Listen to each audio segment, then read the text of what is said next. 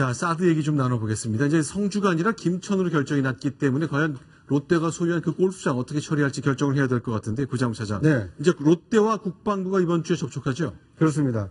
그 김천은 아니고요. 네. 성주에 있는 이게 다른 지역입니다. 네. 이게 그 위치는 여전히 성주군이지만. 아, 그렇죠, 그렇죠. 예, 예. 김천에 가까운 그 이제 성주 그 골프장으로 이제 그 국방부가 결정을 했는데요. 이 소유 부지 중에 이제 18홀 골프장을 만든 곳은 그 96만 제곱미터고요. 네. 나머지 임야가 82만 제곱미터에서 총 178만 제곱미터를 이제 사드 그 배치 부지로 사용하게 됩니다. 네. 그러니까 이 땅에 대해서 이제 과연 이제 돈을 주고 살 것이냐, 아니면 네. 국방부가 보유하고 있는 다른 네. 토지로 이렇게 대토를 할 것이냐, 이것이 지금 이 현안이 되어 있습니다. 일단 그런데 이제 돈이 한 1,000억쯤 든다면 국회에서 이제 예산도 요청해야 되니까 야당이 계속 국회로 가져오라 그러잖아요.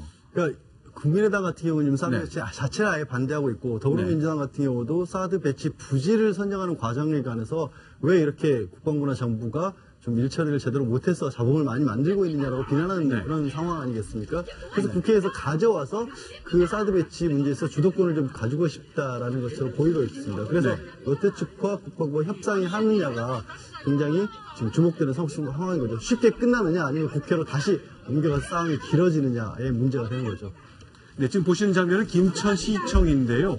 자, 지난주에 국방부도 내려가서 김천시청을 중심으로 어쨌건 성주군 북쪽 끝에 위치하지만 그 레이더가 북쪽에 김천을 향하고 있기 때문에 계속 저 컴퓨터 그래픽 준비한 거 보겠습니다. 북쪽을 보고 있기 때문에 김천 시민들이 좀 화가 나시는 거잖아요. 그렇습니다. 이게 네. 원래 예정지는 이제 성주군청에서 가까웠지 않습니까? 그런데 이번에 이제 새로 그 사드 배치 후보지로 결정된 네. 성주 골프장은 네. 성주군으로 보면 상당히 위쪽에 있습니다. 그래서 김천시청과 성주군청의 한 중간에 위치해 있는데, 그런데 문제는 이제 김천 혁신도시가 이 직선거리로 약 8km 정도 떨어져 있다는 겁니다. 네. 여기 이제 14,000명 정도의 주민이 거주를 하고 있는데, 아무래도 뭐 성산포대보다는 그 해발 고도가 2배 가까이 높아졌기 때문에 레이더의 피해는 좀 최소할 것으로 예상이 되지만, 이 김천 시민들 입장에서는 아무래도 자기들 지역으로 레이더가 올 수 있기 때문에 이런 것을 좀 우려하고 있는 것 같습니다. 네. 저걸 조금 보충 설명드리면요. 지금 이 1,000억 원이라고 하는 게 야당에서 추산한 건가요? 정부에서 나온 건가요? 네, 정부에서 하고 있는 추산입니다. 지난번에 국방부 관계자를 만났을 때는 한 800억에서 900억 추정하더라고요. 1,000억이 조금 안 되는 걸로 얘기해서 이것이 이제 왜 문제가 될 수 있는가 하면 우리가 지금 평택으로 미군 기지를 지금 거의 끝나가지 않습니까? 이거를 할 때 이건 조약에 해당이 되는 것도 아닌데 그 당시에 국회에 동의를 받은 적이 있습니다. 네. 따라서 이제 야당 측에서는 한 1,000억 원 정도 되게 되면 국회에 동의를 받으라고 주장할 거고 아마 네. 국방부에서는 1,000억 원이 조금 안 되는 800 내지 900원이면 900억 정도면 예상 그냥 갈 수 있다고 생각하는 것 같은데 근데 만약에 이 대토를 한다고 하게 되면 더 쉬워지겠죠. 그래서 지금 야당하고 정부하고 생각 차이인데 그 국방부의 의견은 이게 조약에 해당되는 것도 아니고 또 어떤 공여의 문제니까 국회 동의가 필요 없다, 안 봐도 된다는 건데 문제는 네. 과거에 평택 기지를 짓기로 할 때 국회 동의를 예산 동의를 받은 적이 있어서 그때는 뭐 조단이었습니다. 네. 그냥 큰 차이가 나는데 그래서 아마 이걸 문제로 만드는 것 같습니다. 제가 보기엔. 자, 그럼 양재 변호사님, 롯데에서 그런 제안을 받았잖아요.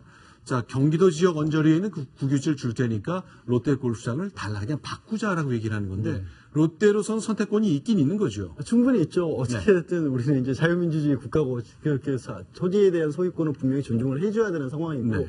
롯데는 사기업이지 않습니까? 이익 추구하는 게 당연한 집단이기 때문에 네. 이런 부분을 가지고 뭐라고 그 자체만으로 당장 바꿔라라고 할 수는 없는데 롯데도 여러 가지 상황, 최근에 뭐 수사 상황도 있었고, 네. 신흥부인 전 회장에 대해서 검찰이 뭐 영장을 다시 청구하느냐 마느냐는 네. 복잡한 부분이 얽혀있기 때문에 그런 것들을 다 고려해서 롯데가 어떤 결정을 할지도 사실은 좀 기다려볼 필요가 제가 있죠. 퍼뜩 드는 궁금한 건요. 그냥 농지가 쭉 있는 곳에 고속도로를 짓기를 우리가 결정해서 쭉 그 고속도로 구간이 정해지면 그 지역의 농지를 다 수용하잖아요. 그때는 농민들은 나 딴 땅거 바꿔주세요 할 수 없고 그냥 그대로 수용 결정을 따라야 되지 않습니까? 그거 같은 경우는 이제 수용 사업 자체 사업 계획에 국가 관청에서 인허가가 나죠. 그래서 네. 애초에 어떤 사업을 어떤 토지를 어느 정도 가격에 그 수용한다는 게 다 정해진 상태에서 들어가는 거고요. 네. 이 경우에는 그런 사업 같은 것은 아니기 때문에 네. 물론 이제 말씀하신 부분들을 봐 밀어붙일 수 없는 건 아닙니다. 그것까지도 고려할 수가 있겠지만 일단은 가장 쉬운 방법이 그야말로 글자 그대로 물물 교환하는 겁니다. 물물 네. 교환. 그렇게 되면은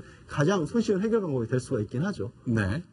제가 볼 때는 뭐 이 문제는 저기 김천 시민들의 입장에서는 어떨지 모르겠습니다만 거의 막바지로 와닿는 것이기 때문에 네. 제가 볼 때는 롯데도 대국적인 견지에서 제가 볼 때는 그것이 뭐 수용이든 돈을 주고 사는 것이든 대토든 간에 제가 볼 때는 상당히 네. 긍정적으로 또는 호의적으로 나올 것으로 보이고 두 번째는 역시 김천 시민들의 입장인데 네. 제가 이 자리에서 여러 번 얘기했지만 그래도 성주 시민들이 정말로 반대를 하다가 제3의 방법을 내놓으라고 그래서 자기 군내에 네. 자기 군내에 있는 별도의 장소를 조금 더 약간 좀 뭐랄까 사람들이 덜 사는 곳으로 네. 또 높은 곳으로 한 부분에 대해서 그것이 결과론적으로 김천시와 가까워졌다 그래서 김천시가 예를 들어서 너무 반대를 하는 것은 조금 제가 볼 때는 네. 대국적인 견지에서 좀 수용을 해줬으면 좋겠다는 것이고요. 네. 그 다음에 국회에서 예를 들어서 자꾸 가져오라는 얘기는 네. 제가 볼 때는 거기에 대해서 명백하게 좀 입장이 좀 반대되는 입장인데 네. 예를 들어서 사드 배치를 좀 더 뭐랄까 효율적으로 네. 좀 더 뭐랄까 잘 배치하기 위해서 그걸 가져오라고 한다면 네. 그게 얼마든지 환영할 얘기지만 야당이 이것을 반대하는 명분으로 삼고 네. 발목을 잡기 위해서 가져오라는 것은 제가 볼 때는 납득하기 어렵다. 그런 국면에 와 있다고 저는 생각합니다. 네, 대 기자님께서 말씀하신 것하고 같은 맥락인데요. 네. 이 성주 포대의 경우에는 1.5km, 반경 1.5km에 2만 4천 명이 거주를 하고 있었습니다. 네. 그에 비해서 이번에 결정된 성주 골프장의 경우에는 반경 1.5km 내에는 주민이 200명밖에 거주를 안 하고 있고요. 또 김천 혁신도시도 좀 우려를 하고 있습니다만 네. 일단 해발 고도가 2배로 680m로 2배로 높아졌고요. 그리고 직선 거리로도 7km가 떨어져 있기 때문에 네. 그러니까 이 반경 면에서도 훨씬 더 멀어졌고 해발 고도 면에서도 많이 높아졌기 때문에 안전 문제는 어느 정도 좀 해소가 된 측면이 있다 이렇게 볼 수 있을 것 같습니다. 네. 1994년에 네. 1차 북핵위기가 왔을 때 말입니다. 네.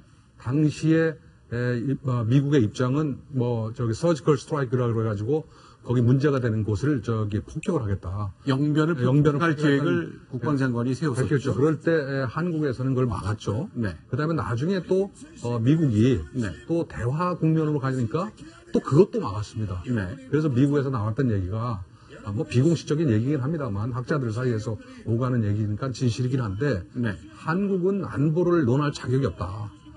논할 자격이 없다. 네. 예를 들어서 공격한다 그럴 때는 그것도 막고 네. 대화를 한다면 그것도 막고 네. 그런 얘기를 저희들이 들은 게 22년 전 얘기입니다. 지금 네. 22년 흘러서 북한의 어떤 핵 능력은 고도화돼 있는데 네. 지금 대한민국에 네. 사드 포대 하나를 배치하는 걸 놓고 이 정도 기간 동안 제가 볼 때는 논의했다면 네. 이제는 제가 볼 때는 결론을 내릴 때가 되지 않겠는가.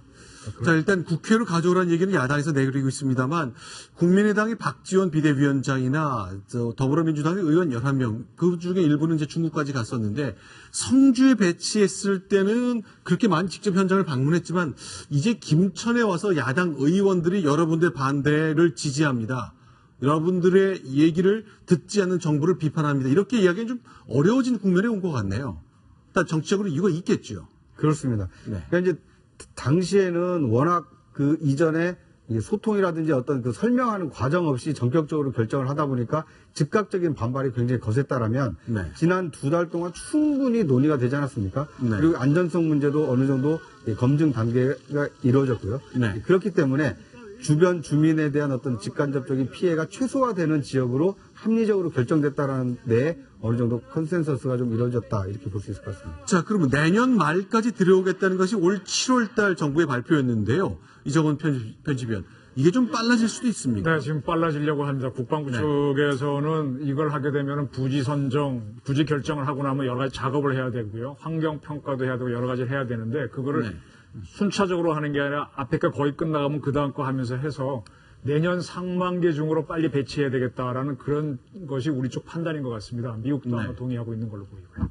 자, 그러면 일단 뭐 괌에도 하나 있고 뭐 텍사스에 많이 있다 그랬잖아요. 그 중에 하나가 오는 거겠죠. 네, 제가 한번 설명을 해드릴게요. 그 네. 텍사스주에 있는 포트 블리스라고 하는데 4대가 있다라고 네. 돼 있습니다. 그다음에 괌에 하나가 배치돼 있는데 네. 여기서 우리가 좀 정확하게 알아야 됩니다.